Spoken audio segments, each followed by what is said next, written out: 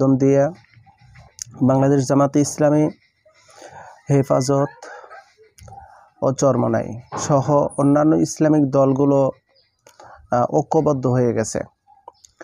Already আমরা গতকালও দেখতে পারলাম জামাত ইসলামের কেন্দ্রীয় অফিসে, কেন্দ্রীয় কার্যালয়ে আল্লামা মামুনুল হক তার পদার্পণ। তাকে অনেক সাংবাদিকরা জিজ্ঞাসাবাদ করেছে যে আপনি এখানে আসলেন আসলে কোন ইঙ্গিতে, আপনার জোট হয়েছেন কিনা, এরকম ইত্যাদি ইত্যাদি প্রশ্ন তাকে করা হয়েছে। আমরা ইতিমধ্যে অন্যান্য সূত্রের মাধ্যমে জানতে পেরেছি, যেমন চরমনাই নায়েবে আমিরকে জিজ্ঞাসাবাদ করা হয়েছিল, মুফতি ফয়জুল করিমকে, যে আপনি কি জামাতের সাথে ঐক্য হবেন বা জোট করবেন। তিনি কিন্তু এই কথার পরিপ্রেক্ষিতে একটি কথা বলেছেন যে আমরা কার সাথে ঐক্য হলাম বা ঐক্য হলাম না এটা দেখার বিষয় না, এখন দরকার হলো আমাদের এই জাতিকে উদ্ধার করা, বাংলাদেশের পরিবেশ ভারসাম্যকে ফিরিয়ে আনা। এজন্য আমাদের কোন দল এটা মুখ্য বিষয় না, আমাদের মুখ্য বিষয় হলো যে আমরা চাচ্ছি যে এই মুসলমানদেরকে এখন এই ক্লান্তিলগ্ন থেকে তুলে নিয়ে এসে মুসলমানদের বাকস্বাধীনতাকে ফিরিয়ে দেওয়া। এটা হলো মুফতি ফয়জুল করিম সাহেবের বক্তব্য। তো আমরা যতটুকু জানতে পেরেছি, এখন জামাত ইসলাম, চরমনাই, হেফাজত ইসলাম এবং অন্যান্য ইসলামিক দলগুলো যে আছে তা যদি ঐক্যবদ্ধ হয় তাহলে কেবল সম্ভবটা হলো কোরআন স্টেট কায়েম করা। কারণ আমরা সকলেই জানি অন্তর্বর্তী সরকার যিনি প্রধান উপদেষ্টা ডক্টর প্রফেসর মোহাম্মদ ইউনুস আলী, যার তত্ত্বাবধানে আছে 16 জন আরও উপদেষ্টক, যাদের মধ্যে উল্লেখযোগ্য আমরা দেখেছি যে সমন্বয়ক নাহিদ এবং আসিফ মাহমুদ, তারা কিন্তু এই কোটা সংস্কার আন্দোলনের ভিতরে তারা প্রধান ভূমিকা পালন করেছেন। তারা কিন্তু এই উপদেষ্টা মণ্ডলীর মধ্যে আছে, তত্ত্বাবধায়ক অন্তর্বর্তী সরকারের উপদেষ্টা মণ্ডলীর মধ্যে তারা কিন্তু 2 জন আছে। এবং সবচেয়ে মজার বিষয় হলো যে এখানে কিন্তু আরেকজন আলেমে দ্বীন, বাংলাদেশের আলিয়া এবং কওমির সমস্ত মানুষগুলো কিন্তু তাকে সম্মান শ্রদ্ধা করে এবং ভালোবাসে। আফমা খালেদ হোসাইন, তিনি অত্যন্ত জ্ঞানী এবং প্রবীণ একজন আলেম, তিনি কিন্তু অন্তর্বর্তী সরকারের এই উপদেষ্টা মণ্ডলীর মধ্যে কিন্তু আছে। আমাদের এখন করণীয় যা, ছাত্ররা অনেক কষ্ট করে, তাদের ত্যাগ, তাদের জীবন, রক্তের বিনিময়ে এই দেশটাকে আবার স্বাধীনতায় এনে দিয়েছে। আর এই স্বাধীনতা ধরে রাখার জন্য আমাদের যা যা করণীয়, অলরেডি আমরা দেখতে পাচ্ছি যে ফ্যাসিবাদী স্বৈর শাসকের আমলা কিন্তু এখনও দেশে ঘাপটি মেরে বসে আছে। যে কোনো মুহূর্তে এই স্বাধীনতাকে নস্যাৎ করার কিন্তু তাদের মূল পরিকল্পনা আছে।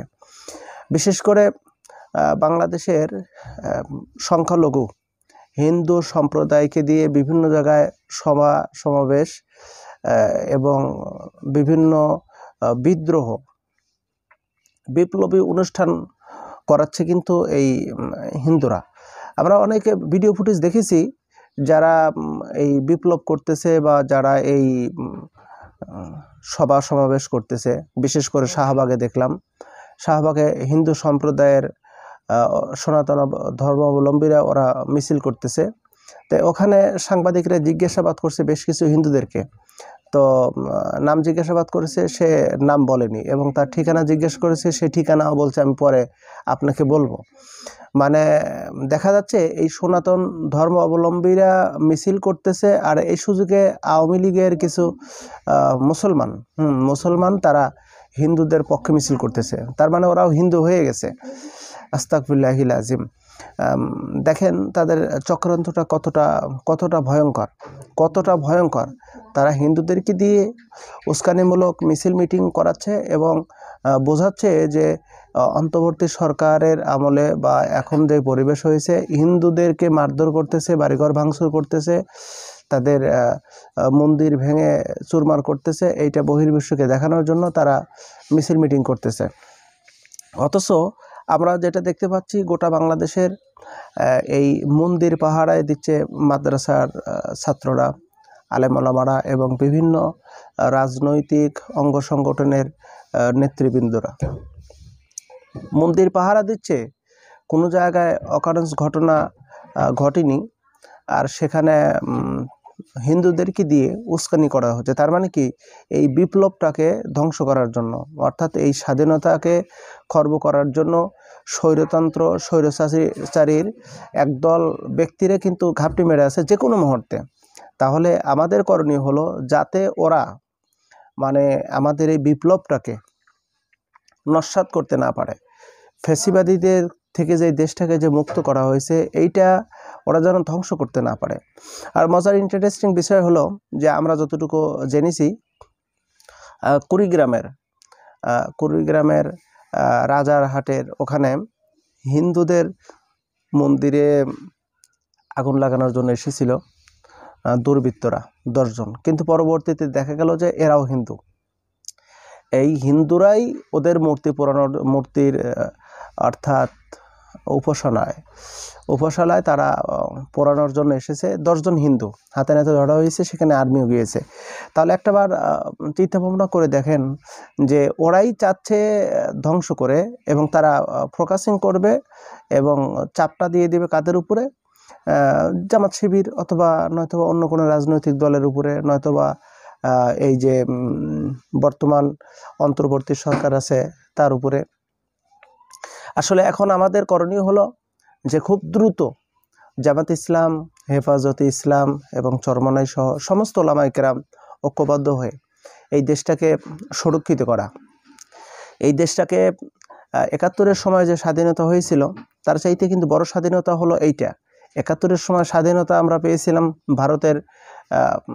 ভারতের সহযোগিতায়, কিন্তু এই ২৪ সালের যে স্বাধীনতা, এই ২৪ সালের স্বাধীনতা কিন্তু কারোর মানে আশ্রয়, কারোর সহযোগিতা আমাদের প্রয়োজন হয়নি। আমাদের ছেলেরা, আমাদের ভাইয়েরা তাদের মেধা দিয়ে, তাদের জীবন রক্তের বিনিময়ে কিন্তু স্বাধীনতা পেয়েছি। আর এখন ওলামায়ে কেরাম আমাদের করণীয় হলো আর কোনো ভেদাভেদ নয়, কোনো হিংসা বিদ্বেষ নয়, হিংসা কলহ দূর করে আমরা যদি ঐক্যের শৃঙ্খলা আবদ্ধ হতে পারি, ঐক্যবদ্ধ হতে পারি, তাহলে তবেই কেবল আমাদের কিন্তু সফলতা আসবে, তবেই কেবল আমাদের দ্বারা এই দেশ সুরক্ষিত হবে। কারণ নৈরাজ্য যেভাবে ওরা সৃষ্টি করতেছে, আমি দলের নাম নাই বলি, বিশেষ করে আওয়ামী লীগ তো সন্ত্রাসী একটা সংগঠন। এটা গোটা বিশ্ব জানে, গোটা বাংলার প্রত্যেকটা মানুষ জানে যে আওয়ামী লীগ একটা সন্ত্রাসী সংগঠন। তাদের কাজ হলো ধরপাকড় করা, মানুষ খুন করা, নৈরাজ্য সৃষ্টি করা।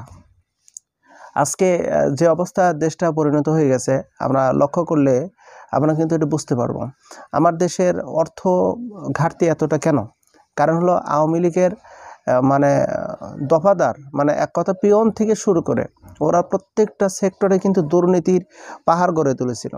এমপি মন্ত্রীরা কোটি কোটি টাকা তারা বিদেশে পাচার করেছে, অন্যায়ভাবে রাহাজানি করেছে, বিদেশ থেকে ঋণ করেছে, ওইটা সব আওয়ামী লীগের নেতাকর্মীরা সব ভাগ বন্টন করে নিয়েছে। তো আর কেউ যদি সত্য কথা বলে, তাদের বিরোধিতা করে, তাহলে ওদেরকে ধরছে আর আয়নাঘরের ভিতর গুম করে ফেলেছে। এটা কিন্তু তার ক্যারেক্টার। আর দেখেন ওরা কিন্তু মারমুখী, যেখানেই ওরা যাবে, মানে এক কথা হলো সন্ত্রাসী গোষ্ঠী, সন্ত্রাসীদের কর্মকাণ্ড যা, ওরা কিন্তু তাই করতেছে। যেটা আমরা পর্যায়ক্রমে লক্ষ্য করে দেখতেছি যে আওয়ামী লীগ মানেই হলো একটা সন্ত্রাসী গোষ্ঠী।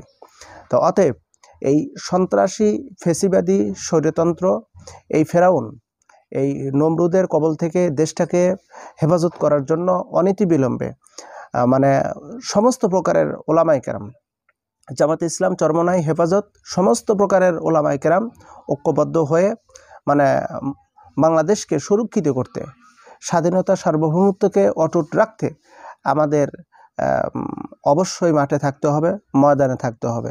বিশেষ করে এই আওয়ামী লীগের চামচাগুলো, এই সন্ত্রাসগুলো যেন কোনো মতেই আমাদের ছেলেদের যেন এই বিপ্লবটাকে যেন নস্যাৎ না করতে পারে। এই জন্য আমাদের সবার প্রক্রিয়া, সবাই সচেতন থাকতে হবে।